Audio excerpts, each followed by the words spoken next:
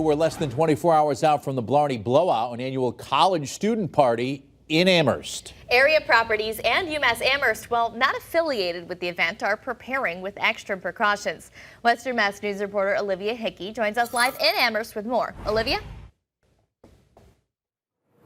Abby and Chris, we spent the day here in Amherst where we found parking bans on and off UMass property, as well as signs at PVTA bus stops reminding riders of route changes for Saturday. Now, I spoke with a UMass spokesperson today who says this has all been done to help keep students safe, but some students I spoke with are not on the same page with the precautions. I'm excited. It's been crazy in the past. Good kind of crazy though, I guess. And yeah, I think my friends and I are gonna have a lot of fun. UMass Amherst junior Delaney Heath is living across the street from the well-known townhouses, a popular off-campus housing option for many.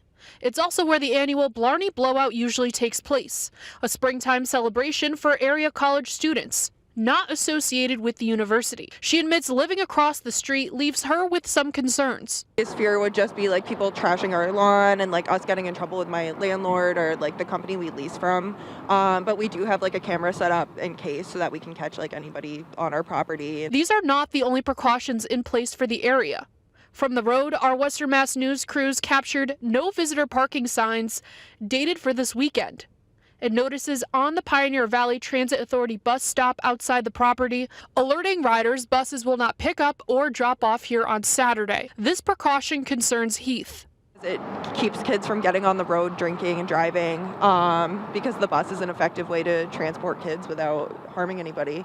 I understand why it happened, but I don't think it's the smartest idea.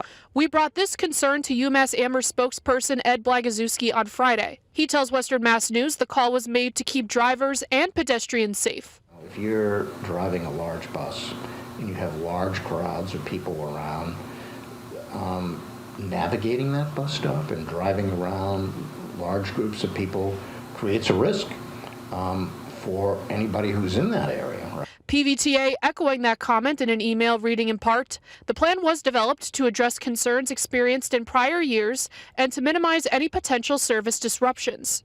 This isn't the only action UMass has taken to keep students safe. There are limitations, restrictions really, no outside guests in the residence halls, no outside folks parking on university property. You have to have a permit. You have to be a community member who has a permit already if you choose to park on campus. The university also sharing information on the risks of alcohol intake across campus, message boards, and more. Blagazewski says this year there's more awareness of Borgs, or blackout rage gallons. The number of ambulances that had to be used to respond to students who had ingested too much alcohol because of the Borgs. Now I think everybody's learned, including the students, that there are risks in that.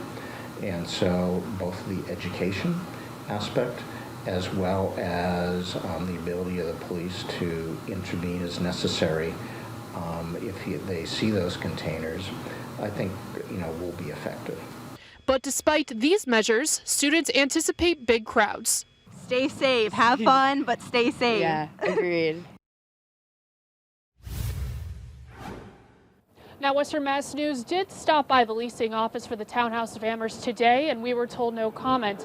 Meantime, neighboring Amherst College shared a statement with Western Mass News that reads in part, safety of the members of the Amherst College community are always paramount. As such, the Amherst College Police Department will have additional officers on patrol throughout Saturday monitoring the situation closely. There are no temporary or different policies in place specific to this weekend.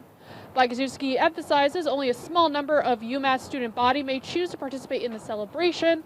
The college has also offered alternative programs through their Spring Blast event, including ski trips and a live comedy show on campus. Now, coming up tonight at 6, we're taking a closer look at how area first responders are preparing for this weekend.